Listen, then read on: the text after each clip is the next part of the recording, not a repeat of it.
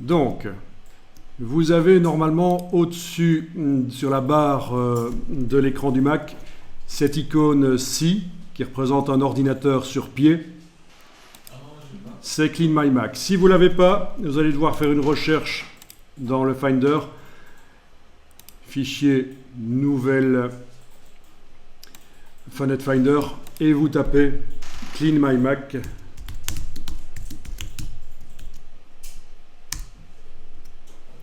J'ai tapé tout en majuscule, mais bon. D'une manière ou d'une autre.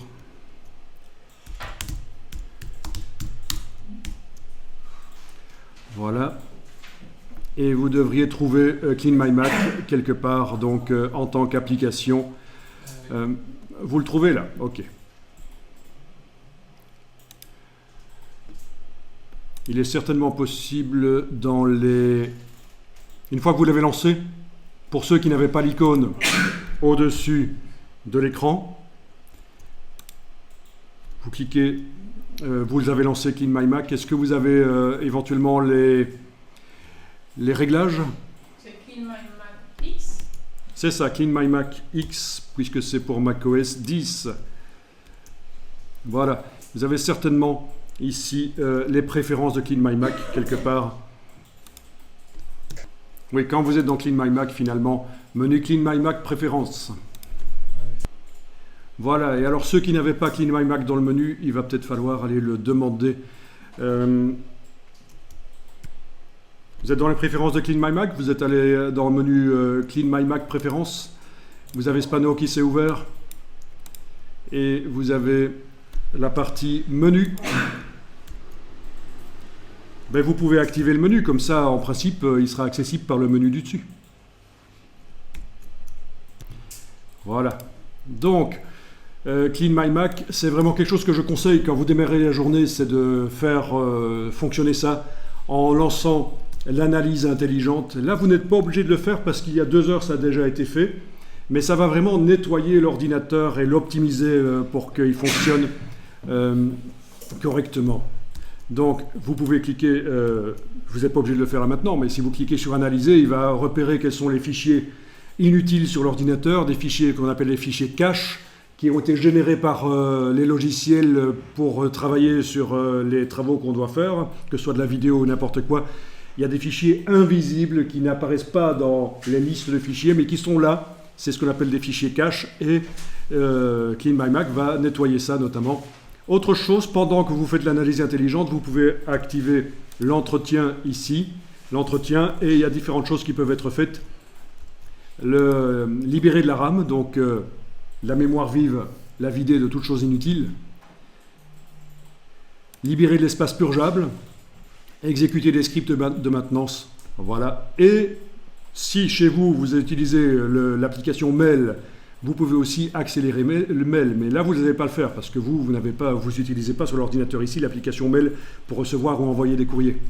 Mais donc voilà en gros les 2 choses qui sont intéressantes à faire régulièrement. Moi je le fais tous les jours. Tous les jours je nettoie le Mac pour qu'il soit optimisé au niveau vitesse.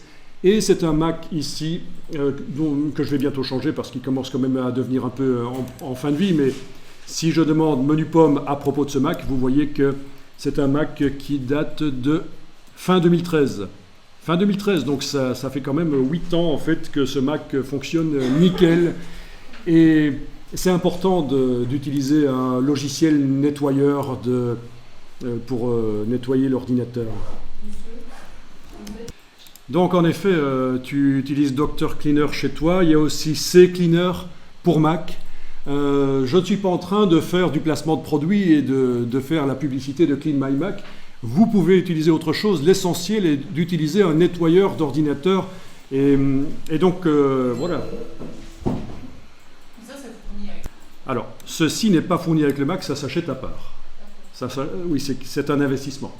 Mais vraiment, c'est un bon investissement parce que j'ai rencontré un jour, par exemple, pour vous donner l'anecdote, quelqu'un qui venait de changer d'ordinateur. Il avait acheté un ordinateur 3 ans auparavant et l'ordinateur était tellement lent qu'il a racheté un autre ordinateur. Mais en fait, c'était inutile comme achat parce qu'il suffisait qu'il nettoie avec le logiciel, là, qu'il nettoie correctement l'ordinateur qu'il avait et ça se serait vraiment, ça aurait amélioré les performances et il n'aurait pas dû acheter un deuxième ordinateur. Donc c'est important. Moi, sans ça, mon ordinateur, ça ferait plusieurs années que j'aurais dû en changer hein, si j'avais laissé vivre les fichiers sans nettoyer. Bon, et c'est complètement automatisé, c'est bien. Donc tu utilises Dr Cleaner. Je ne connais pas. Enfin, j'ai peut-être connu à un certain moment, puis j'ai oublié. Oui, nettoyage de disque. Ok. Il y a aussi CCleaner pour Mac, qui est très connu dans Windows parce qu'il est livré d'office dans Windows en version simplifiée. Mais donc CCleaner pour Mac, voilà. Oui, en principe, le Kill My Mac, une licence doit fonctionner sur... quoique... Non, ça ne doit pas fonctionner. Parce qu'il y a un système d'installation vérifié avec le numéro du processeur et malheureusement, non. Si tu l'achètes... Pour 2, c'est 60 et pour 1, c'est 40. Pour 2, c'est 60 € et 1, c'est 40 €. Achat perpétuel, comme on dit. Une fois que c'est acheté, c'est pas annuel. Hein, c'est un achat perpétuel. Ah, ici, ils disent que c'est abonnement de 1 an. Abonnement d'un an. Ok, bon, c'est quand même un petit budget, quoi. Ok, moi, ça fait tellement longtemps, moi, Mais non, en fait, il y a certainement aussi l'achat, il y a les deux qui sont proposés hein, chez Clean My Mac. L'abonnement et l'achat perpétuel. Donc, je pense que l'achat perpétuel, acheter une licence qui est valable pour une fois pour toutes, c'est intéressant. C'est ce qui est plus intéressant. Voilà. Donc voilà, je vous ai donné des alternatives pour quand même citer d'autres marques, c'est très bien. Bon voilà, pour répondre à la question, en effet, hein, pour un Mac annuellement 39 et pour 2 Mac 59. Et attention, ça c'est les abonnements, mais moi je vous conseillerais plutôt, et il faut y réfléchir, l'achat définitif. Mais là, au moins, pendant plusieurs années après, vous avez le logiciel qui fonctionne, quoi. Voilà. Mais c'est vrai que c'est un fameux budget, quoi. Voilà. Les autres sont sans doute moins chers. Les autres dont on a parlé, là, le CCleaner, mais voilà. En fait, quand on achète un Mac... Oui, c'est vrai que quand on achète un Mac, un prix comme ça, c'est peu, finalement. Mais on rechigne toujours en fait. J'ai rencontré souvent des gens dans le métier qui ont des gros problèmes à résoudre. Et il suffit d'acheter un logiciel qui vaut 40 €. Mais non, comme on n'arrive pas à le pirater et qu'on n'a pas envie de l'acheter, bon, on reste noyé dans ces problèmes, c'est dommage, quoi. Parfois, il faut savoir investir un peu, quoi. Pour sortir de ces problèmes. Et tant pis si vous vous sentez stupide d'acheter un logiciel au lieu de le pirater. Mais moi, personnellement... j'achète et ça rentre dans les frais. Mais vraiment, j'ai rencontré des gens qui avaient des gros problèmes, qui perdaient des heures et des heures, ça pouvait être résolu avec un petit logiciel à acheter, 40 €, 60, un truc comme ça. Eh ben non. Ils ne préféraient pas acheter, ils ne voulaient pas. Donc soyez pas ces personnes-là. Vous connaissez la fragmentation des fichiers ? Ça dit quelque chose à quelqu'un ? Ça se perd un peu l'informatique, hein, les connaissances en informatique, et pourtant ça c'est super important. Ça veut dire que quand vous enregistrez un fichier sur le disque dur, d'abord, je rappelle, on n'enregistre jamais du logiciel vers une clé USB. C'est un espace de stockage, de transfert d'informations entre ordinateurs. Jamais vous aurez des gros problèmes si vous enregistrez directement du logiciel vers une clé USB. Donc déjà ça, on met de côté, on ne fait pas. Donc on enregistre sur un disque dur, interne ou externe, peu importe. Eh bien, il y a la fragmentation, c'est-à-dire que le fichier, vous le voyez en une pièce, évidemment, sur l'ordinateur, sur l'écran, mais en réalité, il peut être fragmenté en différentes portions. Il s'est écrit en différentes parties sur le disque dur, surtout des gros fichiers qui n'ont pas... Il n'y a pas assez de place sur le disque dur pour écrire le fichier en une pièce, mais on va écrire une partie du fichier à un endroit sur le disque dur, une autre partie sur... Et ça, c'est la fragmentation des fichiers, et ça ralentit l'ordinateur. Alors, il faut savoir que sur l'ordinateur Mac, il n'y a pas de défragmenteur, contrairement à Windows, où vous pouvez trouver un système de défragmentation. Dans les outils Windows, vous avez un défragmenteur. Eh bien, c'est ça qu'on vous montre ici en fait. Les fichiers fragmentés, ce qui est en rouge, ce sont des fichiers qui ne sont pas en une pièce sur le disque dur, mais ça vous ne le voyez pas si vous n'avez pas l'outil pour défragmenter. Alors comment ça se passe sur Mac? Eh bien, il faut le savoir. Si votre disque dur est rempli à plus de 80%, la défragmentation ne se fait plus de manière automatique en arrière-plan. S'il est rempli à moins de 80%, elle se fait sans que vous le voyiez. Donc il y a une défragmentation sur le Mac, contrairement à ce qu'on pourrait croire, mais elle est invisible, elle se fait en arrière-plan, sauf si le disque dur est rempli à plus de 80%. Logique, parce qu'il n'y a pas assez de place pour bouger les pièces du puzzle. Donc ne remplissez pas les disques durs à plus de 80%. C'est très très dangereux et c'est synonyme de plantage et de gros problèmes. N'hésitez pas à intervenir si vous avez des remarques à faire, des questions.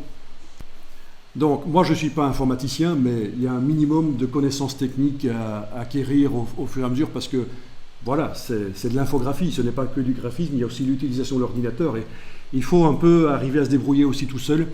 Il ne faut pas, dans une boîte, être celui qui appelle le collègue systématiquement dès qu'il y a un problème, il faut arriver à se débrouiller. Utilisez aussi Google, les forums pour trouver les solutions, se renseigner, voilà. Alors, vous dites que les Macs c'est cher. À titre personnel, et je peux comprendre qu'on n'aime pas, mais à titre personnel, j'achète tout d'occasion. Tout en seconde main. Parce que je trouve que c'est sympa, ça augmente mon pouvoir d'achat. Je pourrais acheter neuf, mais si j'achetais tout neuf, j'achèterais moins. Donc j'achète tout d'occasion, y compris les Macs. Et alors, j'ai un bon plan, mais je vous le donne.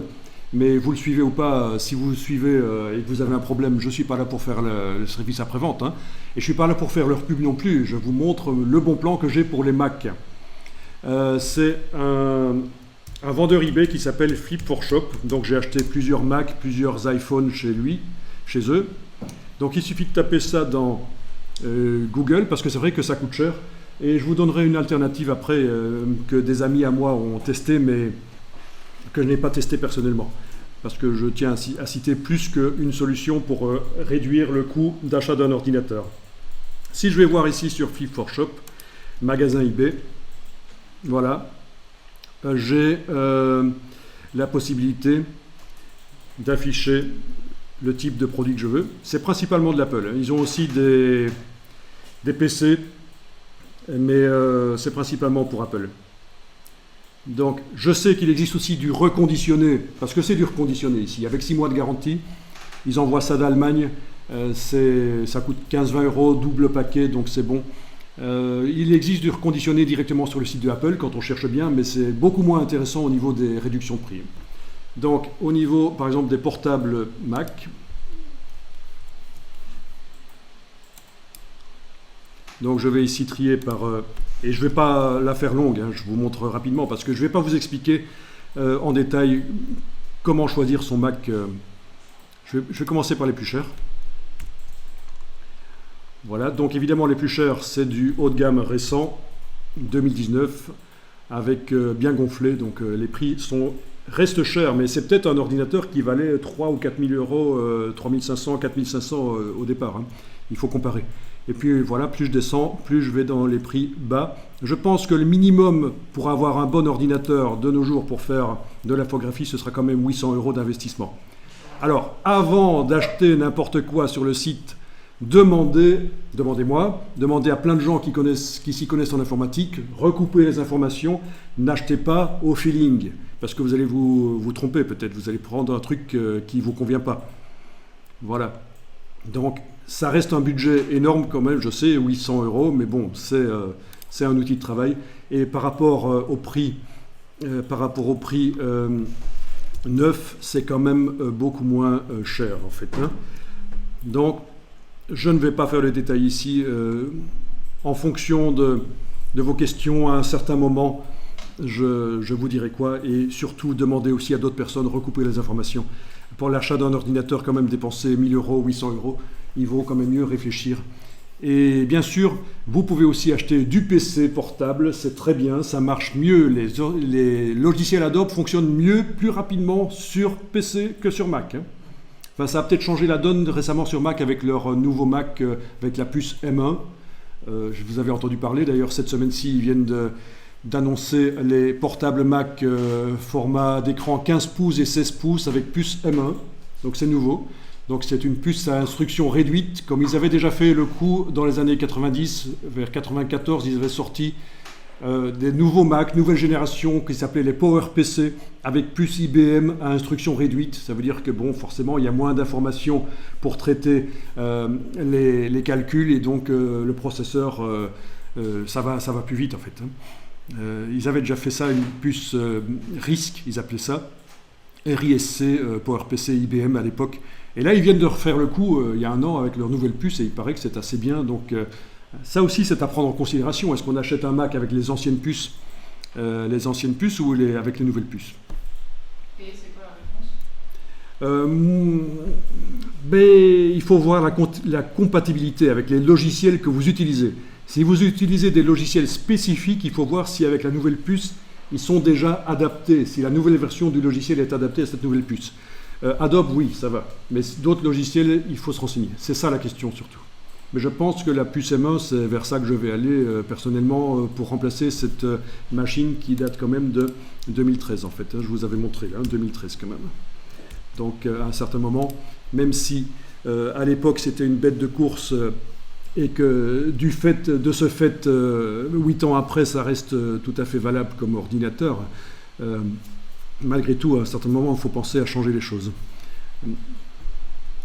Autre alternative par rapport à Flip4Shop, il y en a plein évidemment, mais personnellement je connais quelqu'un qui a donc acheté un ordinateur sur clickpublic.be. Voilà, c'est des ventes de faillite notamment, comme ils le disent ici, ventes de faillite, saisie, déstockage. Mais là, par contre, vous n'avez aucune garantie, à moins que ça ait changé, vous n'avez aucune garantie que ça fonctionne, parce que c'est un achat de visu. Il y en a qui achètent des voitures de sport là-bas pour pas cher, genre Porsche Cayenne pour 10 000 ou 15 000 euros, mais vous n'avez aucune garantie que sous le capot, il y a un moteur déjà. Ah oui, oui, parce que parfois on a des mauvaises surprises et on ne peut pas toucher l'objet. Même chose pour les Macs. Je connais quelqu'un qui a acheté un Mac Pro, une poubelle de table qui vaut normalement 6 ou 8 000 euros. Il a acheté ça pour pas beaucoup, mais il n'a pas pu le tester, quoi. Vous connaissez ça, les poubelles de table? Voilà. Donc c'est les Macs, à un certain moment ils faisaient des Macs comme ça, mais c'est des prix costauds quand même. Voilà, voilà. Et ça pouvait monter au-delà de 10 000 euros, bien sûr, si on le configurait à fond. Mais donc voilà, quelqu'un a acheté sur Click Public, un de mes amis a acheté une poubelle de table Mac, et il en est content, ça a marché. C'était un risque à prendre. Donc personnellement, voilà, je n'ai jamais acheté sur Click Public. Non, c'est pas aller sur place, constater de visu, oui, mais on ne sait pas le brancher et le tester. Ah, même pas les voitures. Ah non, la voiture non plus. Oh. Voilà.